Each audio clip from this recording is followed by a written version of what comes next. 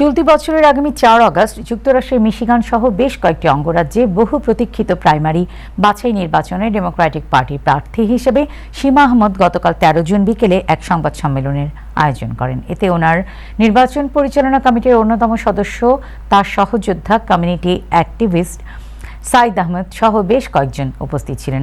সার্বিক তত্ত্বাবধানে ছিলেন সাংবাদিক রফিকুল হাসান চৌধুরী তুহিন। মিশিগান থেকে সংবাদদাতা রফিকুল হাসান চৌধুরী তুহিন জানান, সম্মেলনে সীমা আহমেদ মিশিগানের ডিস্ট্রিক্ট 7 আওতাধীন Highland Park, Hamtramck, East Detroit 7 mile এলাকায় বসবাসরত নাগরিকদের নানান দুর্ভোগ, প্রত্যাশা ও সমাধান তুলে ধরেন। তিনি বলেন, নির্বাচিত হলে হাসপাতাল স্থাপন সহ নাগরিকদের কল্যাণে তিনি তার দেয়া নির্বাচনী ইশতেহার বাস্তবায়নে প্রাণান্তর চেষ্টা চালাবেন। তার নির্বাচনী এলাকার আওতাধীন প্রবাসী বাংলাদেশি তথা বাঙালি সহ মূল আমেরিকান ও ভিন দেশীয় অন্যান্য ভোটারদের জোরালো সমর্থন ও ভোট প্রার্থনা করেন। সেই সাথে সাংবাদিকদের নিকট তিনি প্রত্যাশা রেখে বলেন, সাংবাদিকদের লেখনের মাধ্যমে একজন সাহসী বাংলাদেশি বংশোদ্ভূত নারীর প্রার্থী হওয়া ও তার নির্বাচনী নাগরিক কল্যাণের এই ইশতেহার পর্যালোচনামূলক তুলে ধরাই বিজয়ের পথ ত্বরান্বিত করা সম্ভব।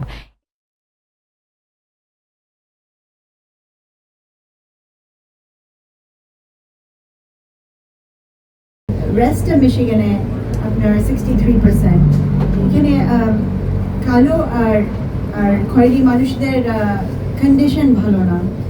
আরও হচ্ছে যে এখানে সারা ডিস্ট্রিক্টে কোনো হসপিটাল নাই। হয়তো আপনাদের এখানে হ্যামট্রামিক থেকে কাছে, কিন্তু আর একটু ভিতরে যান, ওখান থেকে আপনার যদি কিছু আপনার ইমার্জেন্সি রুম নাই, হসপিটাল নাই 92,000 মানুষের জন্য। এটা খুবই অন্যায় একটা বিষয়। আর হচ্ছে যে $600 মিলিয়ন যে মেডিকেয়ার মেডিকেড ফান্ডস আছে, এগুলো চলে যাচ্ছে পাশের ডিস্ট্রিক্টে। যখনই কিছু হয় আমরা যাই পাশের ডিস্ট্রিক্টে, সিওরা মিলিয়ন্স অফ ডলার্স বেতন পায়। আমাদের এখানে হসপিটাল হলে এখানে জবস আসবে, আমাদের মানুষ পাবে না, আমাদের মানুষরা জবস পাবে। আরও হচ্ছে যে জবসের জন্য গ্র্যান্ট মানি যে আছে, মিশিগান রিকানেক্ট এডুকেশনের জন্য এবং GoPro যেটা জব ট্রেনিংয়ের জন্য, সেটা সবচেয়ে লোয়েস্ট এনরোলমেন্ট হচ্ছে এই ডিস্ট্রিক্টে। আমি এটা বাড়াতে চাই, অনেক বটলনেকস আছে, এগুলো দূর করতে চাই। আর আছে যে এখানে কমিউনিটি ওন্ড গ্রোসারি, এগুলো শুরু করা উচিত। আপনি যদি আশেপাশে দেখেন অনেক প্রবলেমসের এগুলো সলিউশন অনেক বড় বড় নেতারা করে ফেলেছে, ওগুলো কেন আনা হচ্ছে না?